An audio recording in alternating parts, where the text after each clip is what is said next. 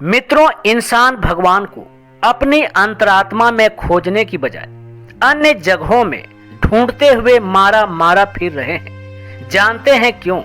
इसके पीछे एक दिलचस्प कहानी है। आइए जानते हैं। मित्रों, सृष्टि का निर्माण करने के बाद इस सृष्टि के रचनाकार या कहे विधाता एक बहुत बड़ी दुविधा में पड़ गए। दुविधा और परेशानी का कारण था उनके द्वारा बनाए गए ये इंसान के साथ कुछ भी बुरा होता तो वे सृष्टि के रचनाकार को ऊपर देखकर चिल्लाते और अपना भड़ास निकालते थे। जब भी कोई मुसीबत आती तो इंसान भगवान के द्वार में खड़े होकर अपनी परेशानियां गिनाया करते थे और उनसे कुछ न कुछ मांगते रहते थे। ऊपर वाला इससे काफी परेशान हो चुका था, क्योंकि यह हर इंसान की आदत बन गई थी। वो अपने साथ कुछ भी घटित होने पर भगवान को दोष दिया करता था।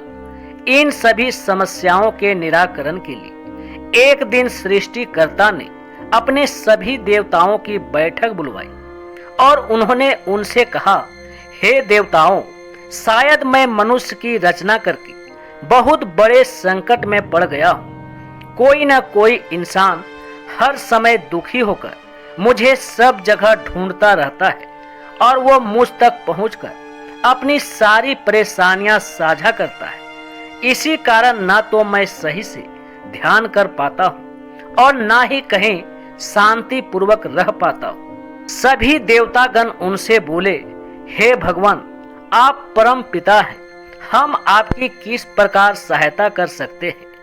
भगवान ने कहा, हे देवताओं, कृपया मुझे कोई ऐसा स्थान बताइए जहां मानव नाम का यह प्राणी कभी न पहुंच सके। भगवान के इस प्रश्न को सुनकर सभी देवताओं ने अपना अपना मत रखा। सर्वप्रथम इंद्रदेव ने सलाह देते हुए कहा, भगवान, आप हिमालय की चोटी में जाकर ध्यान करें, वहां कोई भी नहीं पहुंच सकता। भगवान बोले, मानव बहुत प्रगति कर चुका है, उसके लिए हिमालय पर जाना कोई बड़ी बात नहीं है। पवन देव ने सलाह दी, भगवान, आप अंतरिक्ष में चले जाएं, वहां मानव नहीं पहुंच सकते।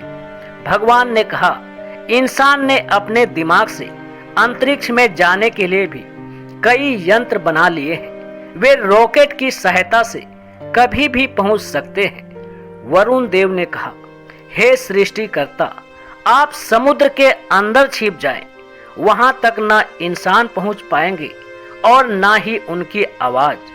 भगवान बोले, यह पहले से प्रयोग किया जा चुका है, लेकिन इंसान मुझे खोजते हुए समुद्र के अंदर भी अपनी जहाज से आ जाते हैं। भगवान उनकी सलाह से संतुष्ट नहीं थे और उनकी बातों ने उन्हें और भी निराश कर दिया। वे चिंतित होकर यही सोच रहे थे कि ऐसा कोई भी गुप्त स्थान नहीं जहां मैं शांति पूर्वक रह सकूं। अंत में बुद्धिमान गणेश ने कहा, भगवान, आप इंसान के हृदय में निवास कर जाइए।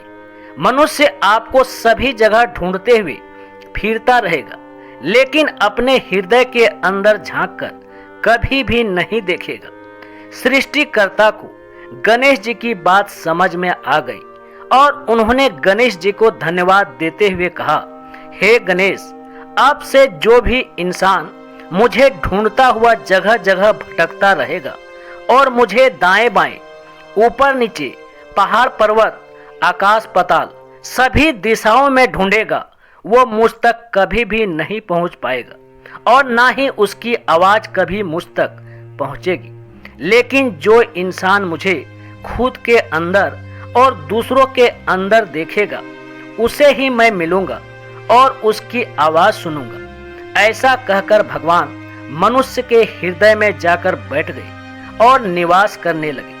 तब से इंसान भगवान को अपनी अंतरात्मा में खोजने की बजाय अन्य जगह में ढूंढते हुए मारा मारा फिर रहे हैं।